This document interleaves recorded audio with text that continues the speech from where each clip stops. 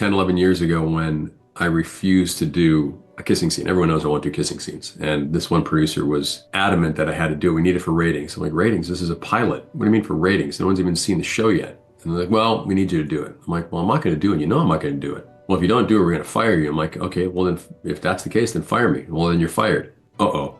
And I remember getting on the plane. I didn't tell Reve. As soon as I landed, still didn't say anything to Reve. And we went hiking with two of our kids at the time. And the phone rang. It was my lawyer. He says, all right, so you're fired, as you know, and they're going to sue the pants off you. And Reve sees this look on my face.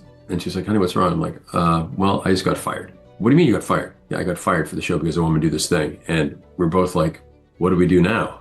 I don't know what we're going to do. And it was 2 years until I got another job. And during that 2 years, the coolness was gone. The houses were taken away. The cars were taken away. We had to live in a friend's house. And I remember one day I said to God, why have you forgotten all about me?